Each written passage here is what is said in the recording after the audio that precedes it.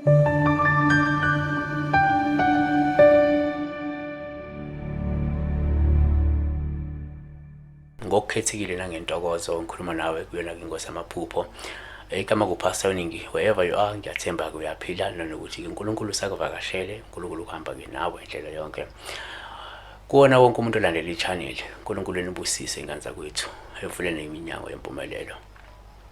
Sibheke la iphupho likaNongcebo Ndlozi ukuthi sawubona mfundisi, ngicela ke la incazelo yephupho. Ngiphupheke la sifake ama-t-shirt ATT empeleni elakazi yami. Angiyazi nje besingene kuyo sisize ukubuyisela impahla yangaphakathi yalapho. Ngase ngibuza ukuthi kungani bengabe umbhedo wakhona edining room ukuthi ke uhlala ekitchen.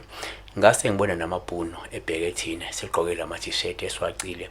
Ngase ngithi mhlawumbe bafuna ke ukwazi ukuthi ke sikweyiphi branch. Ngiyabonga into oqale ngayisho ukuthi uma uphupha ugqoke umfaniswano womsebenzi noma impahla zomsebenzi, uphawu oluhle kakhulu lungabika isimo senhlanhla, lingabe uzethemba onako njengomuntu, noma olingaphinde lisho ukuthola uthando nanokuthi ungase mhlawumbe uthola ukuhlonishwa abanye abantu ngenxa ke yesenzo sakho esihle. Kanti kungaphinde kusho la ukuthola amathuba amahle nangenza ngcono impilo yakho.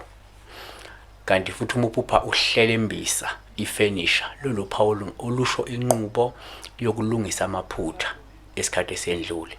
Longaphinde lisho imizamo yokuhlela kabusha impilo, noma ukuthi ungase ufake isandla uphindulekelele mhlawumbe omunye umuntu ukuthi ahlele kabusha impilo yakhe. Kanti uma usuphupha ubona belungu, lolu uphawu lusho inhlanhla, noma ukuthi ungahle uthola ukuhlakanipha noma ubuhlakani obuthile, noma ngahle uthola ukuhlonishwa, noma uzobusiswa ke ngokuhlonishwa, uzobusiswa ngokuqonda okujulile nokuhleleka maduze uma kungukuthi bebengenalo ulaka nodlame. Kepha uma uphupha abelungu begcweleke ulaka nentukuthelo futhi bekusabisa noma besabisa nje, lolu uphawu lubi noluxwayisa ngokuhlaselwa isilwane noma ukhungathi umoya omubi, noma lingasho ukubhekana nencindezelo ethile nezimo engahle zikufake ngaphansi kwencindezi enkulu empilweni. Masibheka iphupho likaNeo Ramala uthi uma ngiphupha ingwe esekhaya eboshwe ngamaketa ngifuna ukungihlasela, kodwa bese qhamuka izingane ezimbili zikhuze ithambe. Uma ukuphupha la ubona ingwe eboshwe ngeketango noma ke evalelwe nje, kungaba uphawu ngane yakwethu olusho ukunqoba isitha sakho mhlawumbe esipowerful noma ke sinamandla futhi esiyingozi.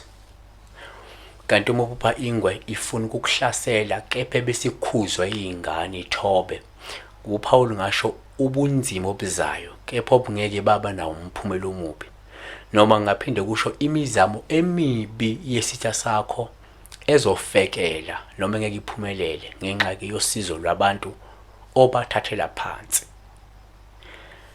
Ufikile Mbatha uthi ngiphupheka inyoka encane green ibaleka kwakhona oyibambayo kwangathi ke uyayihlinza noma ayishiphiza khona lapho. Kungabe kusho ukuthini? Uma uphupha inyoka encanyane ehlaza, into yokuqala ngaba uphawu olungasho inhlanhla nethongo. Longaphinde lusho ukuthi mhlawumbe umuntu ozama ukunqoba ubunzima nezinkinga noma ukubhekana nomuntu okunikeza inkinga. Kanti futhi la uma uphupha inyoka izama ukubaleka kepha ke qhamuka umuntu ayibulale, lolu phawu olungasho isitha sakhe sizozama ukugwema mhlawumbe, kepha okuzoba nomuntu ozokusiza ukunqobela ke sona. Siyabonga kakhulu, uNkulunkulu ke nibusise, uNkulunkulu enisikelele.